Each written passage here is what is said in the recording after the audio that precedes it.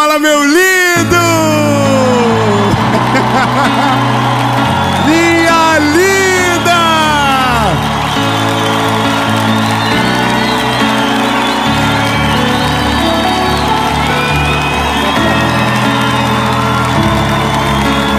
Ai, Jesus, olha,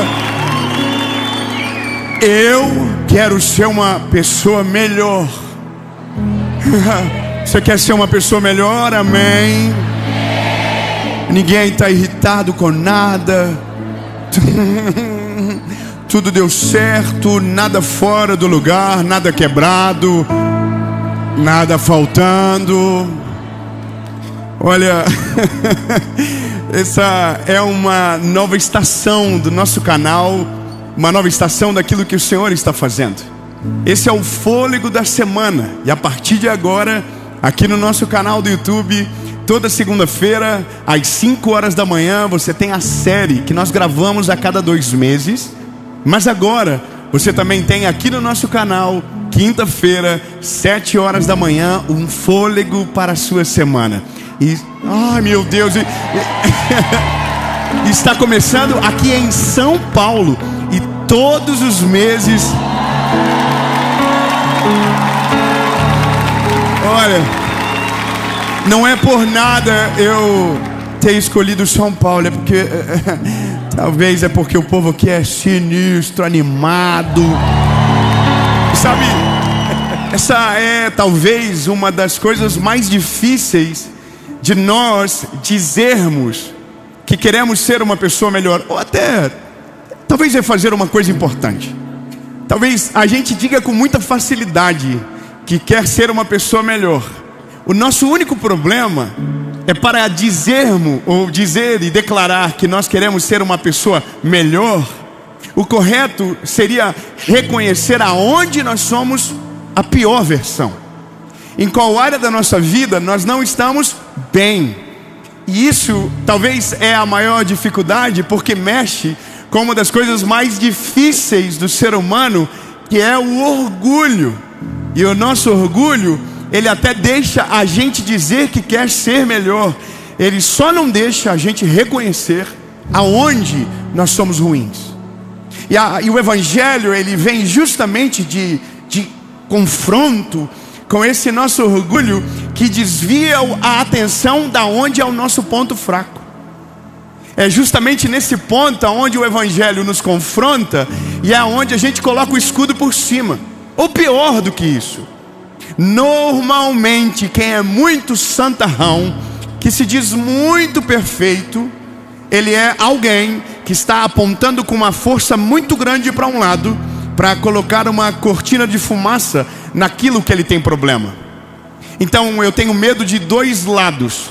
Eu tenho medo daquele que se abre demais falando todos os seus problemas, porque às vezes está querendo muito mais estar no lugar de vítima do que no lugar de alguém que quer ser curado. E eu também morro de medo de quem se acha perfeito demais e que nunca precisa de um conselho, e que nunca precisa de uma oração, e que para ele tudo dá certo e que ele é perfeito. Aliás, eu sempre digo que a pessoa que tem coragem de atacar alguém, essa pessoa tem que ser muito perfeita, porque a medida que a gente usa para desmerecer o próximo vai ser a medida que vão utilizar contra nós. O problema não é julgar. Nós devemos julgar, e a Bíblia diz que devemos julgar segundo a reta justiça de Deus. Qual é o problema? É que a nossa análise não é justa. O nosso julgamento, segundo a palavra, pode ser, mas a nossa análise normalmente não é. Porque não olhamos só pela Bíblia, olhamos pelo crivo da cultura, olhamos por aquilo que fomos formados na nossa casa, olhamos com a nossa perspectiva social. Então normalmente na nossa reta justiça, que achamos estar usando o Evangelho, estamos usando muito mais aquilo que nos foi ensinado por homens, do que aquilo que nos foi ensinado pela palavra. Então a questão maior é, se eu quero ser uma pessoa melhor, o primeiro passo é encontrar aonde está a nossa carência. Aonde está o nosso problema? O objetivo do nosso fôlego da semana não é agora talvez evangelizar somente, mas é de fato produzir uma maturidade na sua vida com Deus que te torne moldável pela presença do Eterno. Normalmente nós escolhemos aquilo que queremos acreditar, nós escolhemos aquilo que queremos ouvir, nós escolhemos, o mundo virou on demand. Sabe, nós procuramos o quê? Quando estamos querendo assistir alguma coisa, algo que seja bom para nós. Ninguém gosta de escolher alguma coisa que incomode o seu ego, que incomode a sua espiritualidade, ou que mexa você na zona de conforto.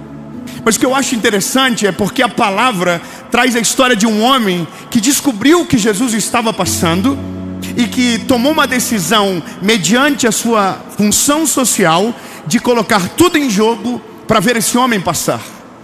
Esse homem está registrado em Lucas, e o nome dele é Zaqueu.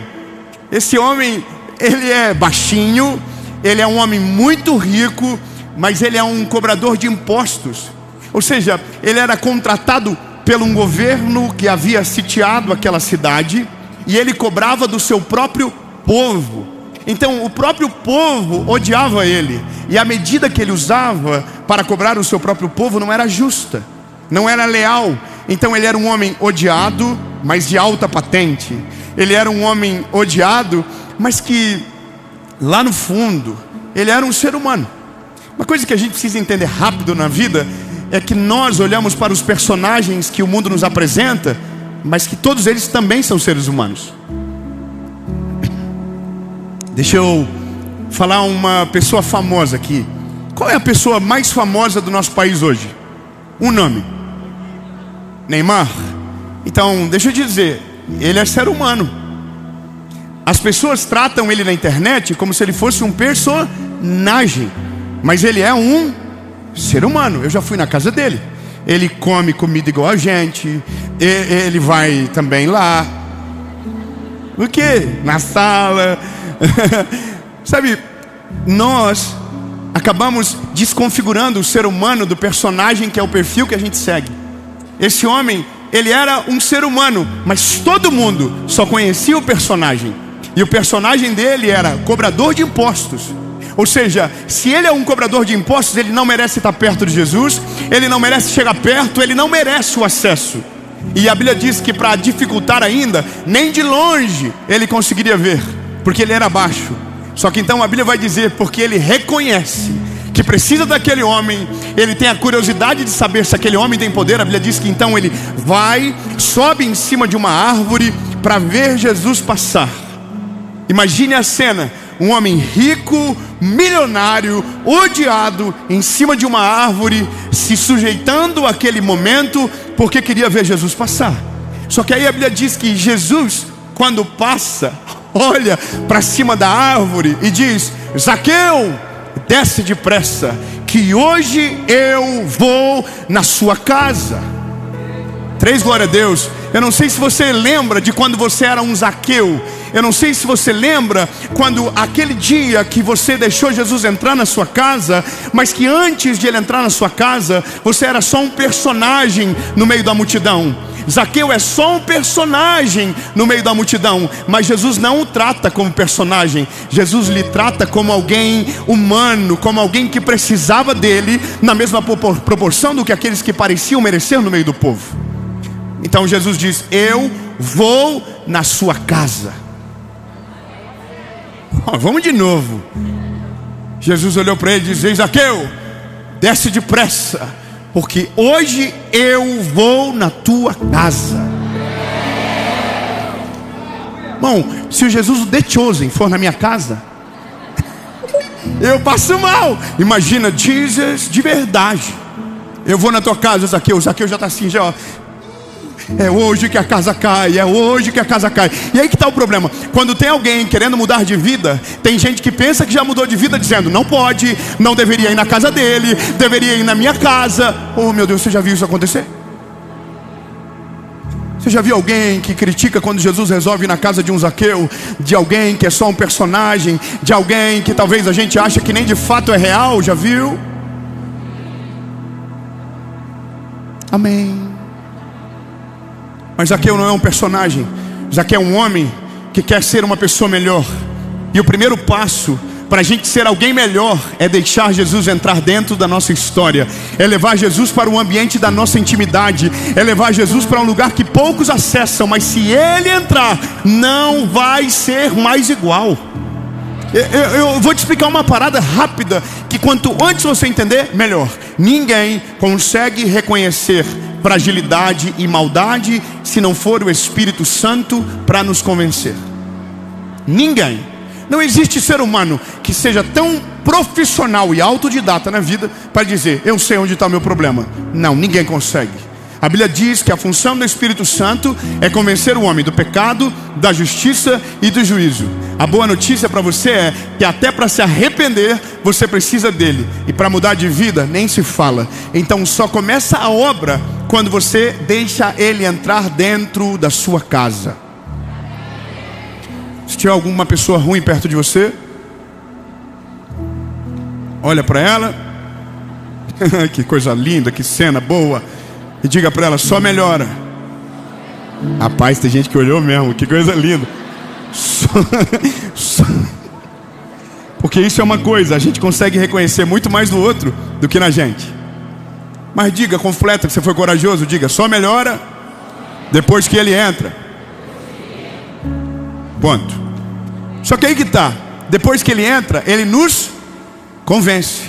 E não adianta nada o Senhor nos convencer se a gente não tomar uma postura nova após aquilo que nós sabemos. Há uma parada de Zaqueu que é maravilhoso. Quando Zaqueu entende a visita de Jesus e aquilo que Jesus fala com ele, toca profundamente, a Bíblia diz o seguinte, ele diz, se defraudei alguém, eu vou devolver 4 vezes mais. Ele não só teve um encontro, ele tornou uma atitude concreta para se tornar aquilo que Jesus havia dito. Eu vou ser mais claro com você. Não adianta nada Jesus entrar na sua vida e você não deixar que ele mude absolutamente nada dentro de você. O Evangelho, ele é o poder de Deus que muda a vida do homem de dentro para fora. Quando você diz, eu quero ser melhor, talvez na sua consciência você está dizendo, eu quero receber o melhor de Deus. Mas isso é completamente diferente de ser melhor. Ser melhor não é ser mais rico. Ser melhor não é ter alguma bênção melhor ou maior. Não, ser melhor é ser mais servo, é ser mais humilde, é ser mais transformado, é ser mais arrependido, é ser mais frágil a ponto de o Espírito Santo nos tocar e nos transformar numa melhor versão. Nós não nos transformamos numa melhor versão quando prosperamos, mas sim quando começamos a ficar parecido com Jesus. Ah, meu Deus, diga para alguém agora, fala, se for parecido com Jesus vai ficar bem melhor.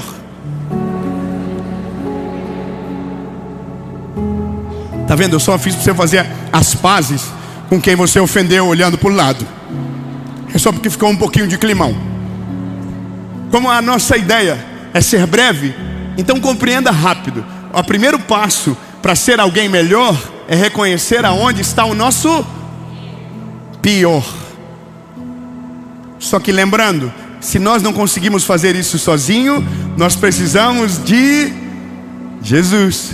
Você não precisa de mim colocando a mão no seu rosto e dizendo, é isso, é aquilo ou aquilo outro. Não, você precisa do Espírito Santo. Porque se eu falar e o Espírito Santo não convencer, você não muda. Mas mesmo que eu não fale, se o Espírito Santo te convencer, você será melhor, você será transformado, você será mudado. E compreende? Então precisamos que ele entre. Depois que ele entre, a gente precisa buscar Jesus intencionalmente. Ou talvez para que ele entre, talvez seria essa a primeira opção. Mas se a gente precisa dele para ser convencido, então depois que ele entra, a gente precisa continuar fazendo perguntas que nos levem para essa maturidade. Seja sincero, quando você ora, o que você ora? Qual é a palavra que você lança? Qual é a fé que você exercita? Na maioria das vezes, quando nós oramos, a gente está pedindo algo, e não pedindo algo que corresponde à nossa maturidade com Deus, mas aquilo que os nossos olhos dizem que a gente precisa. Mas a oração que precisamos desenvolver é: Jesus, aonde está o problema em mim que me afasta do relacionamento contigo? Aonde encontra-se em mim um ponto frágil que o inimigo consegue acertar e me tornar volátil na tua presença? Porque eu não quero ser mais um cristão, eu não quero ser só mais um no meio da multidão, eu quero ser melhor, eu quero parecer contigo a ponto que as pessoas olhem para mim e digam: o que ele tem? E aí você vai dizer: eu tenho alguém que entrou na minha vida, mudou a minha história, transformou meu coração, transformou a minha história. E isso é de maneira intencional. Intencional é ser prático. Quando a gente abre o coração e rasga a verdade para o Senhor dá a estratégia. Quer ver uma parada interessante? Se você tem um problema na área da sua vida, em qualquer área que seja, você precisa dizer para Jesus aonde está o problema. Qual é o seu problema? É orgulho? Diga para ele: eu sou orgulhoso. Qual é o problema? Você é invejoso?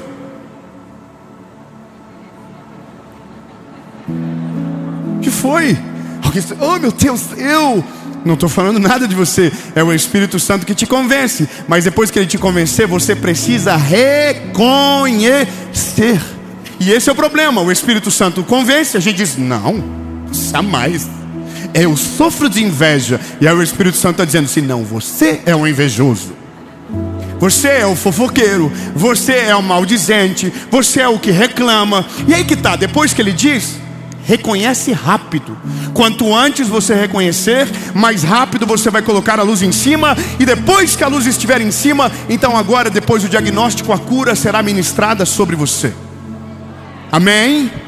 Para concluir, vamos terminar? Ai, que verdadeiro. De fato, o Evangelho não se move por sentimentos, mas com decisões concretas de mudanças que precisam ser tomadas. O sentimento, ele nos domina até as primeiras 12 horas de conversão. Depois o seu caráter toma o lugar. E o seu caráter, ele tem que prevalecer pelo sentimento, porque o sentimento é passageiro. Agora o caráter te governa todos os dias.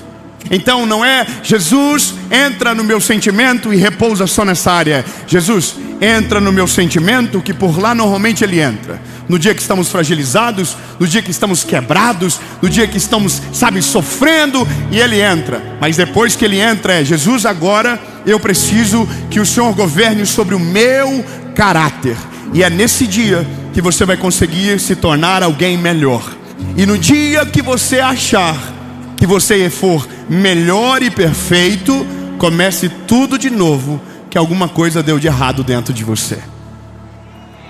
Jesus, eu não quero me conformar com a minha circunstância. Eu quero ser melhor. Eu quero ser mais parecido contigo.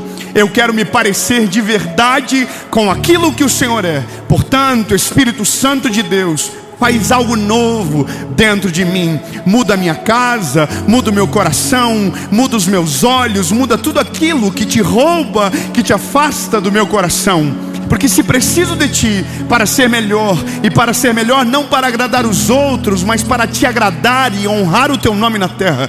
Senhor Jesus, eu abro o meu coração, eu reconheço as minhas fragilidades, para que o Senhor possa se mover e trabalhar em cada uma delas. Deus, no nome de Jesus, vá na nossa casa, entra na nossa vida, entra em todas as áreas da nossa história e faz algo novo, em nome de Jesus, amém. Vocês me assustam, vocês me deixam preocupado. Onde vocês estavam, gente?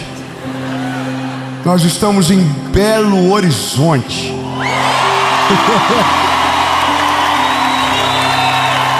E esta é a série Virando a Página. E eu tenho uma palavra de Jesus para você.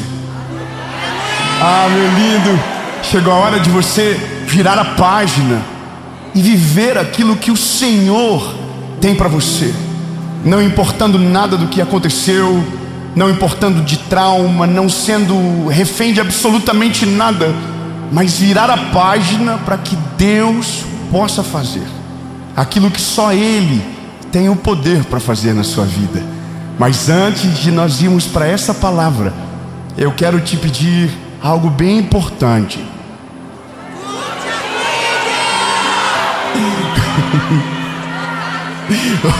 Curte um vídeo, comenta, compartilha. Seguinte. Vocês estão me deixando mal acostumado. Não quero falar nada, mas tá melhor. Sem confusão, curte o vídeo. É importante, o YouTube entende que o conteúdo é relevante e manda para mais pessoas. Então curte o vídeo, comenta, compartilha, manda no grupo dos amigos, dos inimigos, Só manda. E se você não é inscrito no canal, se inscreve. Toda segunda-feira, 7 horas da manhã. Opa, perdão, mudou. 5 horas da manhã. Só que é porque eu confundi por causa de um motivo. É porque segunda-feira é às 5, mas agora, quinta-feira também, às 7 horas da manhã, tem uma palavra de Jesus para você aqui.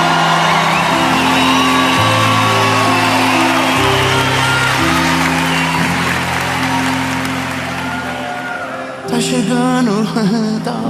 E eu vou terminar agora para a gente começar logo. Último recado é sobre a nossa associação evangelística. Se você não conhece, eu quero te convidar para fazer parte daquilo que Jesus está fazendo.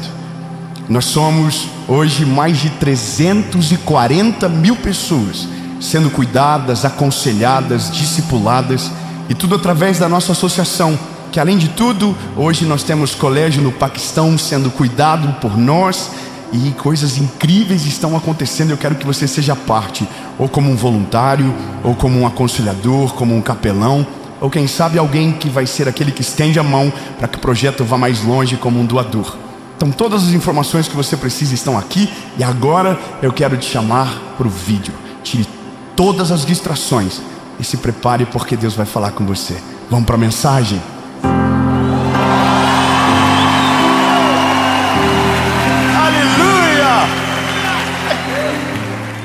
Ai, Jesus, confusão é grande.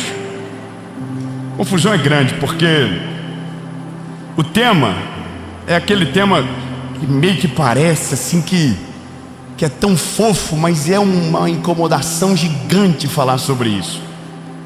Eu quero falar sobre voltar a sonhar. Mas não é sobre voltar a sonhar sonhos meus, ou voltar a fazer só planos humanos. Não, não é sobre isso.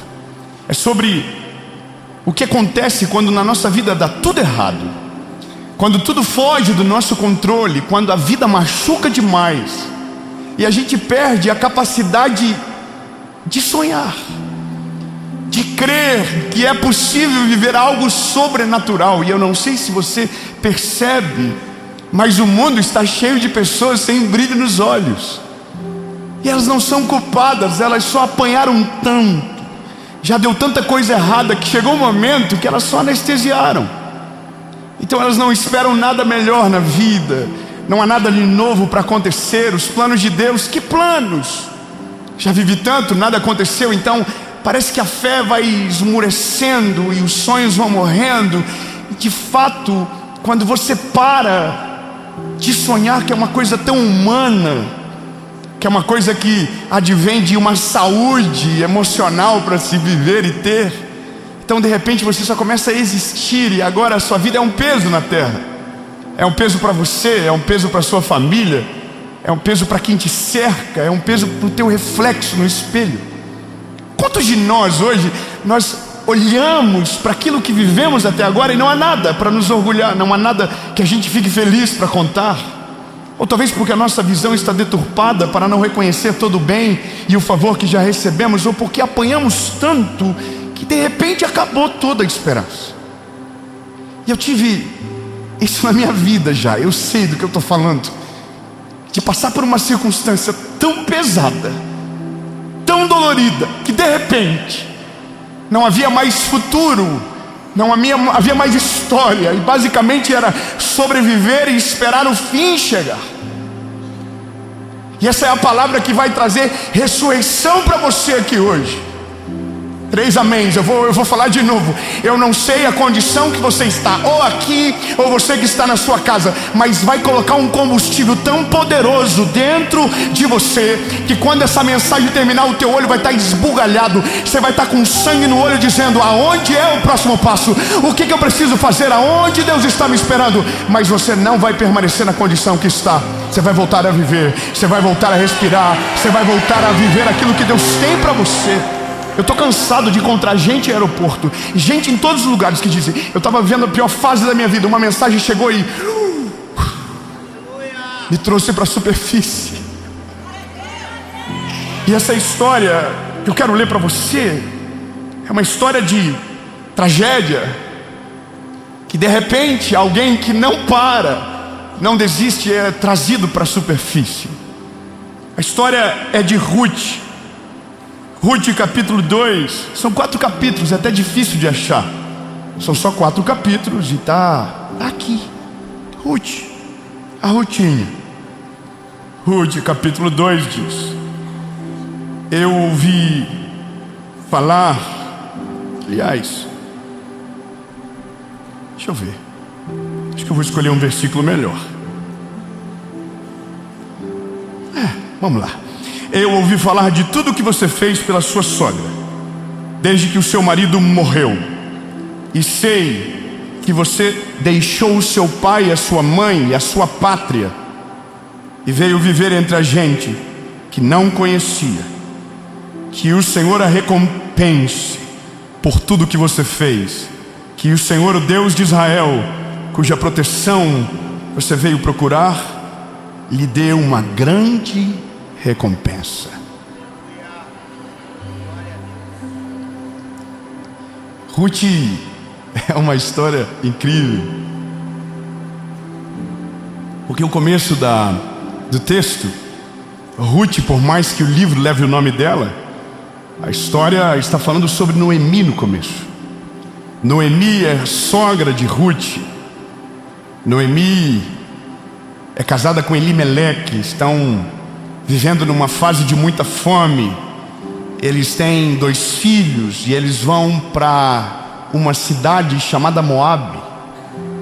E quando eles chegam nessa cidade, aonde então havia comida, porque aonde eles moravam não havia mais, acontece uma tragédia. Os 2 filhos dela e de Elimeleque casam. E, bom, a nora, a principal do caso dessa história, ela é a Ruth. E a Ruth casou com um filho da Noemi. A família está dando tudo certo, está indo tudo bem. É aquela história que você diz: nossa, que lindo. Eles saíram de um lugar, foram para o outro, chegaram lá, então os filhos conheceram as mulheres das vidas deles. Uau, que história linda. Mas de repente a Bíblia diz que o marido de Noemi morre. Elimeleque morre, e agora a tragédia se instala naquela família.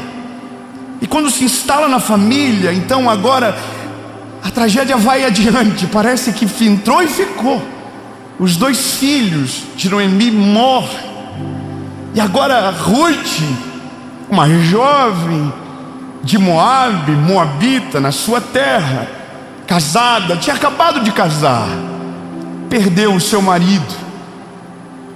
Então agora entenda que a gente está falando de alguém que saiu da casa do pai e da mãe para ficar com o esposo morre, o sogro morre, e agora ela não tem mais herança, ela não tem alguém para cuidar dela, ela está sozinha no mundo. E a sogra dela, no meio disso tudo, diz: olha, minhas filhas, para as noras, vocês podem voltar para a casa de vocês. Voltem para a casa de vocês. Vocês não precisam ir comigo. Vocês não precisam dividir essa dor. Vocês vão casar de novo. Vai dar tudo certo. Vão viver. Uma dá um beijo nela, chora muito e vai embora. Mas a Ruth diz: não, eu não vou embora. Eu vou ficar com você. Aonde você for, eu irei. A sua terra será a minha terra. O seu Deus será o meu Deus. Então elas vão para Belém. Só que agora entenda, ela não é mais só uma viúva sem herança. Agora ela é uma estrangeira numa terra estranha, onde ela não conhece ninguém. E é nesse lugar que ela vai, que Noemi também está. E Noemi está desolada. Noemi, quando chega na cidade, ela diz: não me chame de Noemi, me chame de Mara, porque eu sou amarga. Ela está dizendo: não tem mais felicidade para mim. Ou seja, para ela a vida de fato havia acabado. Mas na Ruth eu não sei o que tem, mas a Ruth, ela tem uma parada com ela. Ela não quer ficar nessa circunstância. Doeu muito, mas ela não quer viver aquilo. Ela quer ir em diante. Só que aí que tá. Não é fácil seguir em frente quando a vida bate muito forte. Quando você perde alguém que você ama. Quando você perde a grande porta da sua vida, que talvez você só acredita que era, mas não é de fato, mas você acredita. Então você pensa que perdeu tudo. E alguém diz: eu perdi tudo. E aí você entra para dentro de si e não sai mais. Você se esconde, você fica. Agora, a Ruth não. A Ruth diz: eu vou trabalhar. Eu vou resolver a minha vida. Aonde que eu posso ir? Não tem trabalho, Ruth. Então eu vou atrás daqueles que estiverem carregando espigas de milho no campo, e as que cair eu vou pegar. Eu vou arranjar alguma coisa para fazer. Só que isso, de verdade, é lindo. Aconteceu. Mas como reproduz isso? Não é tão simples. Eu tenho 2 amigos que viveram coisas na vida muito difíceis. De perdas, de perder tudo, de ter que reiniciar tudo na vida. E um desses meus amigos é um dos meus maiores amigos. E ele sentou na minha mesa, e eu falei com ele: Felipe, eu queria que você me dissesse como que você fez, porque eu sei a minha resposta, o que aconteceu comigo. Mas eu queria perguntar para ele: como que você fez para virar a página, para voltar a sonhar? O que você fez? E ele falou para mim: rapaz, eu não sei. Eu fiquei batendo, e tudo era não, tudo dava errado, tudo não dava. Um dia uma pequena coisa deu certo, e essa pequena coisa que deu certo reacendeu a chama dentro do meu coração, e as coisas começaram a acontecer. Falei: sério? Então para virar a página, você só precisa de uma coisa para dar certo? Só uma coisinha, só uma. Ele me falou isso. Aí eu falei com meu outro amigo: falei, e você? Ele falou: rapaz, eu tive um pai. E o meu pai, eu cheguei para ele, o pau estava atorando, e eu cheguei chorando. Ele chegou, na verdade, na minha casa, e eu dizia para o meu pai: pai, eu perdi tudo, pai, eu perdi tudo. E o pai dele disse que ficou muito bravo com ele e disse: perdeu tudo o quê, rapaz? Perdeu tudo o quê? Às vezes a gente precisa de alguma coisa que está certo. Às vezes a gente precisa de um mais louco do que nós, que pega a gente pelo ombro e diz assim: perdeu o quê? Perdeu o quê? Você tem quantos anos? Qual é a sua idade? Aonde você está? Perdeu o quê? Aí ele falou: eu perdi tudo. Ele falou: cadê a tua esposa? Está lá na cozinha. E os teus filhos estão no quarto. Então você perdeu tudo o quê? Fala para quem está perto de você: a tua perda é o sonho de alguém. Essa é a loucura, saber que o que para você é perda, para alguém a vida do sonho é aquilo que você vive hoje. Te falta o que você acha que perdeu, mas o que você tem já é o sonho de alguém. A parada importante é que quando eu falei com esse meu amigo, ele falou: cara, o meu pai, ele falou para mim: cara, você não perdeu nada, você tem... E eu olhei para ele, falei: cara, eu não tive isso. Eu não tive esse homem na minha vida para chegar no dia que eu estava desesperado dentro do meu quarto e pá! Cala a boca, rapaz! Levanta, sacode a poeira. Não tive, eu estava sozinho. E eu também não tive nada dando certo. Eu só continuei caminhando com lágrimas nos olhos e em direção a uma esperança viva. Qual era? Era Ele. Se Jesus é de verdade, Ele vai me encontrar. Se Jesus é de fato uma realidade, Ele vai me encontrar. Ele vai. Sabe, e a Ruth, ela é isso. Ela não tem uma profecia, ela não tem um pai, ela tem uma sogra vivendo a maior dificuldade da vida dela. E a Bíblia diz que ela vai trabalhar, ela vai viver. Sabe, tem gente que deixa os traumas, as dores, as lutas escreverem a história inteira. Mas tem gente que entende que as dores, as lutas, não é a história inteira, é só uma página. E que quem escreve toda a história tem um nome, e o nome dele está acima de todo nome. A Bíblia diz que ele já escreveu a nossa história. Antes de a gente nos formar nos ventres da nossa mãe, ele já sabia tudo. Então tem gente que entende que de fato existe mais páginas para serem escritas, existem mais coisas para viver. Então Ruth perdeu o marido, Ruth perdeu a cidade, mas Ruth ainda está viva. 3, amém. Eu vou dizer de novo. Ruth perdeu o marido, Ruth perdeu a herança, Ruth perdeu a pátria, Ruth está numa terra estranha, Ruth está na pior circunstância da vida dela, mas ela ainda está viva. E ela vai trabalhar. Irmão, essa é a parada. Tem dias que você não vai ter vontade, mas tem que continuar caminhando. Tem dias que você não vai ter força, mas você vai ter que levantar da cama. Tem dias que você não está com vontade de viver, mas você vai viver, você vai acordar, você vai levantar, você vai enfrentar, até que um dia você pare no campo de Boaz. Você que ficou dislexo porque você não sabe o que é o campo de Boaz ainda. A dona Ruth estava pegando os milhos que caíam no chão. E um dia ela entrou numa propriedade de alguém que era o único que tinha o poder de resgatar a herança dela, porque era da família do sogro dela. Bom, eu vou continuar. Esse homem olha para ela e descobre que aquela menina é a Ruth da Noemi. E o texto que a gente leu é ele dizendo para Ruth: Ruth, ó, mesmo na crise, mesmo na dificuldade, mesmo no dia desesperador, você permaneceu fiel. Você não abandonou a sua sogra. Uau, Ruth, isso é incrível. Mal sabia ele que era o crush dele daqui uns dias. Aí a Ruth está aqui, ouvindo, com os milhinhos dela na mão.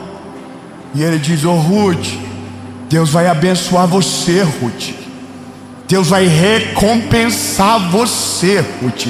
Deus não te desamparou, Ruth. Ei, Ruth, ei, lindo, essa palavra não é mais para Ruth, essa palavra é para você. Ei, lindo, Deus não desamparou você, Deus não abandonou você no meio da história, Ele não vai desamparar você nunca. Ele está te vendo desde o dia mau até agora, onde você se encontra, e tem uma palavra para você. Ei, eu vi tudo o que você passou, eu sei tudo o que você sentiu, mas eu vou te dar uma nova história, eu vou te dar um recomeço, eu vou fazer você voltar a sonhar novamente, porque aquilo que você viveu de dor, de prova, de luta, não vai escrever o fim da tua história, porque a partir de agora a história da sua vida está na mão do Senhor.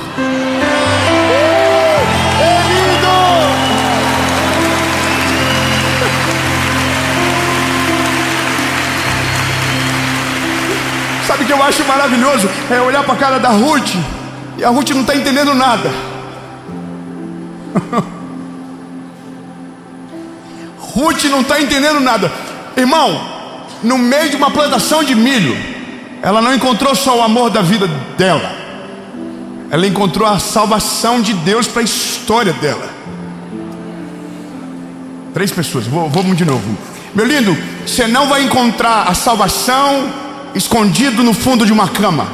Você não vai encontrar a resposta se acovardando dentro de uma caverna. Você não vai encontrar o milagre de joelho cerrado sem dobrar para falar com Deus.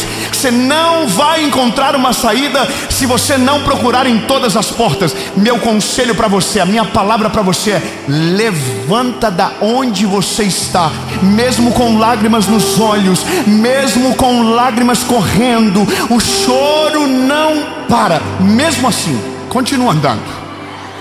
Continua andando. Não, eu vou melhorar, eu prometo, vamos lá. Continue andando, mesmo com as lágrimas correndo, mesmo com o coração apertado, mesmo sem ter resposta sobre o futuro, mesmo sem ver a clareza daquilo que Deus pode fazer. Continue andando, continue andando, continue andando, porque no caminho que você está andando, o Senhor vai te encontrar, e a página que definiu toda a tua história até então vai ser virada, e aquilo que Ele escrever vai ser o seu futuro. Deus não trabalha com histórias fracassadas, Deus trabalha com destinos extraordinários. Ele pega aquilo que ninguém acredita e transforma numa história poderosa. Ele é o único que tem o poder para fazer isso. Sabe, a história, a sua história, eu quero que você entenda isso. A sua história, a caneta dela não está na mão do caos, não está na mão da tragédia, não está na mão da dor, não está na mão do luto. Ela está na mão do Senhor Jesus. Agora, a página que você lê sobre a sua história é a página que você escolhe. Se você quiser ficar relendo a página da dor, você vai ressentir a vida toda. Se você quiser viver de novo toda a vida, a mesma coisa. Ah, é porque dói, ah, porque não sei o que. Essa é a página da sua vida. Agora, se você virar a página seguinte tem coisas legais lá, tem coisas incríveis, tem planos sobrenaturais, tem coisas poderosas para você viver. Lindo, você só precisa virar a página logo para poder voltar a sonhar e respirar. Quando você respira, você vê o que você não via. A Ruth, irmão, casou com um Boaz. 2 amém. E alguém solteiro aqui há muito tempo, glória a Deus. Ruth casou de novo, irmão. Só que a Bíblia diz que eles tiveram um filho, e o filho se chama Obed. Qual é o nome do filho deles? Bom nome para colocar no seu filho. Ô gente, falar para você que está dando nome para filho agora, coloca nome bíblico, mas não coloca nome feio. É só uma dica. Veio 3 nomes na minha cabeça agora, passou. Melhorar essa parte da minha vida. Aí Obed. Não dá, né, irmão? Você não consegue ver uma criança no berço, chamou Obed, vem cá. Perdão, já passou. O Obed teve um filho. O nome do filho foi Jessé.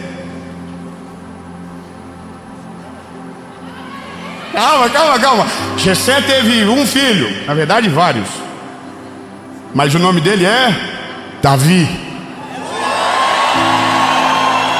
Calma, irmão, nós estamos no começo do Velho Testamento, num livro de 4 capítulos. Mas quando você chega lá nos Evangelhos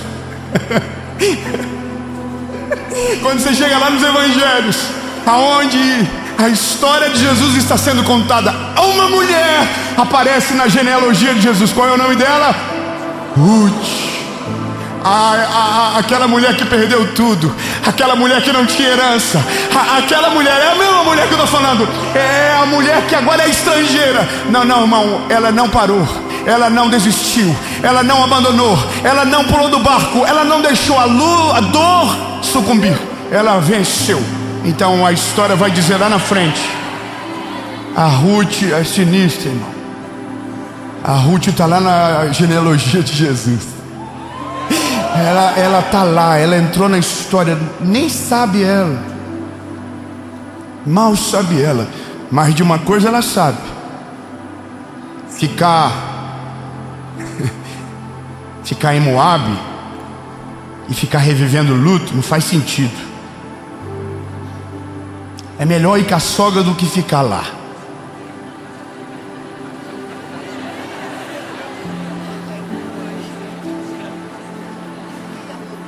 Foi o que aconteceu. Vocês que estão com um pensamentinho de 5ª série. Foi com a sogra, né? Aí, não tinha pensado por esse lado. Foi a primeira vez que eu pensei nisso agora. Só que ela não foi para desistir, ela foi para viver algo novo. E para viver algo novo, você não fica escondido, você sai de casa, você vai para a rua, você vai para a luta, você engole o choro. Ai meu Deus, vamos lá, eu gosto dessa parte. Tem que engole o choro, mas tá doendo, engole o choro. Passa uma maquiagem, top, Jequiti.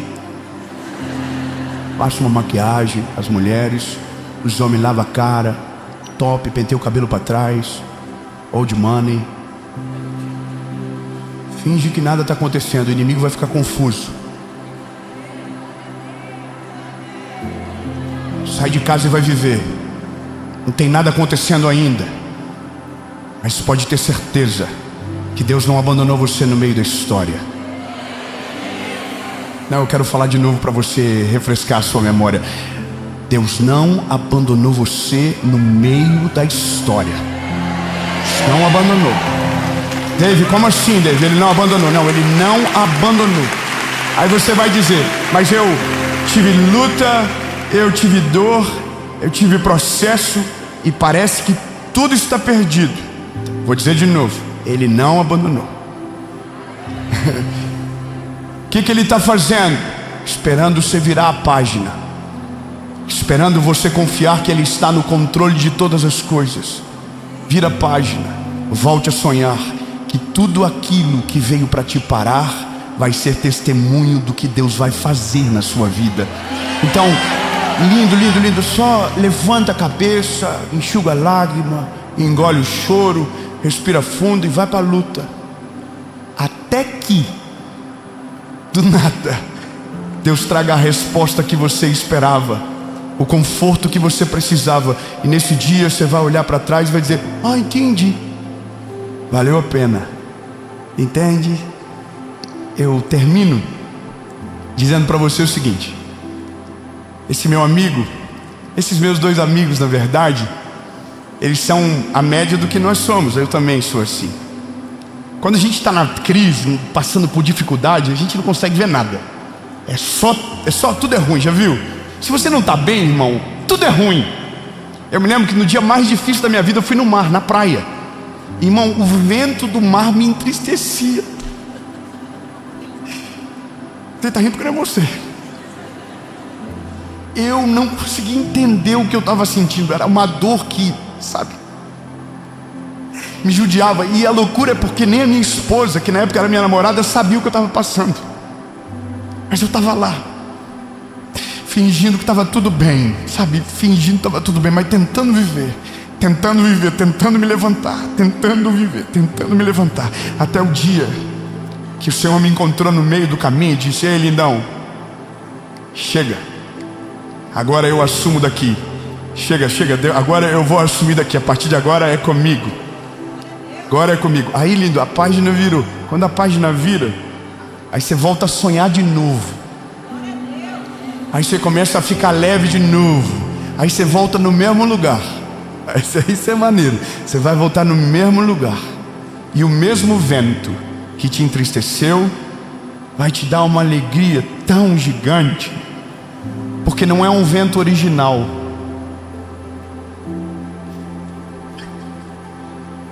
Não, vou melhorar. Ruth pode voltar para Moabe. Se ela quiser agora, ela pode voltar para Moabe. Porque aquele vento que deixou ela ruim, porque aquela coisa que afetou ela tão bruscamente, já não vai ter mais o poder de afetá-la. Porque agora o coração dela já está em outra estação. Ela já está em outra página, ela já está em outra história, ela já está em outra temporada da série, irmão. E só tem uma coisa que sobra nesse dia. Quando você volta no lugar que te feriu, no lugar que foi de dor, mas com o coração curado e vivendo a vontade de Deus, você volta com gratidão naquele lugar. Você volta olhando, dizendo: que isso? Jesus fez isso na minha vida. Jesus me tirou desse lugar. Que é isso? Na minha cidade tem uma rua que todo mês eu vou uma vez lá. Todo mês. É perto da casa da minha avó. Os dias mais sofridos da minha vida foi lá. Mas foram os dias dos maiores milagres. Tá lá a casa. É uma kitnet. Vocês sabem o que é kitnet? Todo mundo rico vai saber. Aí eu volto lá. Isso aí que é engraçado. Eu volto e eu não sinto a dor. Eu só sinto uma coisa: que é isso, Jesus? Você é criativo demais. Você é brilhante, Jesus. Que filme incrível que o Senhor escreveu. Que história absurda. Daqui o Senhor conseguiu fazer.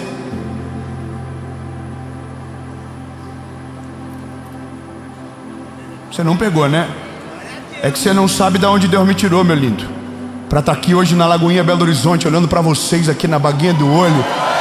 Você não tem noção de onde Ele me tirou. Você não tem noção o vale. Você não tem noção a dor. Você não tem noção a angústia. E nem precisa, porque o que importa é a página que vocês estão lendo agora. E essa página não foi a dor que escreveu, foi Ele que fez.